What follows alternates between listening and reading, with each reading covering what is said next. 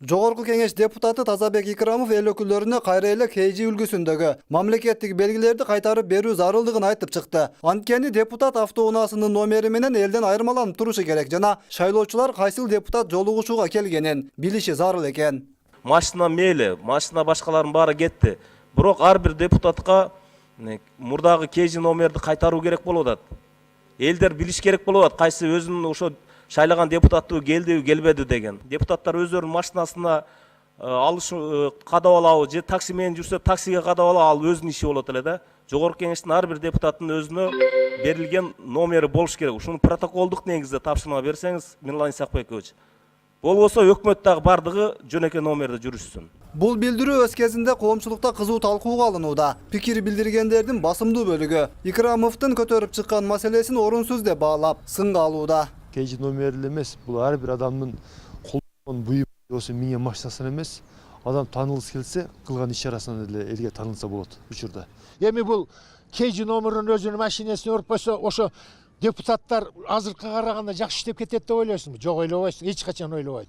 Карышкырга хоть койдун терисин эмес, хоть ненин немесең, ошо карышкыр токойду карап тура берет дейт. Бул KG номерди эч ким тоспойт. Жүктөрдү аяга ташыды, бул жака ташыды. Мына азыркы чет мамлекеттер, мисалы четтеги коебузго, мына Казакстан, Тажикстан жанагы табалар өтүп атат, бемирал эле. Уру жолдор менен бемирал ачык эле өтүп атат. Бул кимики? Баягы жанагы депутаттардыкы.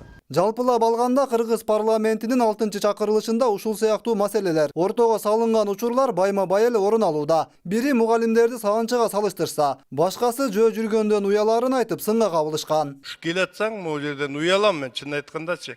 Кээ бир депутат кыздарыбыз, келиндерибиз, балдарыбыз жанакы маршруткадан түшүп, анан мындай жөө басып келет да. Анан шапкамды былдый басып, көрүнбөй мен басып машина менен кирем.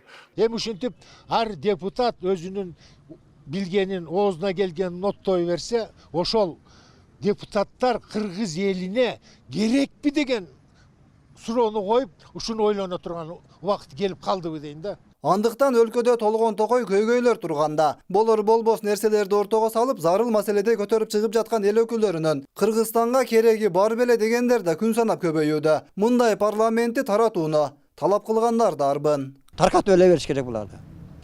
Бул элдин өзүнүн көйгөн чече турган, жанагыдай эл өзү сайлай турган депутаттар сайласа, ошондо азма жумуш жылса болот. Ошон Кыргызстанга депутаттын онда 120 адам керек, ашып барса бир 20-30 эле керек. Аткарып алгандан эмне керек бар? Өздөрүнүн кызыкчылыгын ойлоп. Депутат тандоодогу ошо партия мүчөлөрүнө аябай маани бериш керек деп эсептейм. Анткени ар бир партиянын айтылган ар бир мамлекетке каршы, элге каршы айтылган сөздөр ошол адам өзүнүн кызыкчылыгы эмес, ошол партиянын керек болсо ошол биздин бир алсыздыгын бизге даңазалап жатат да.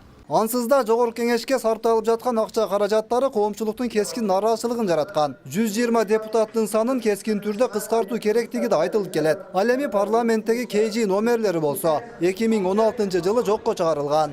Өткүрбек Рахманов, Замирбек Тойчубаев, 7 канал.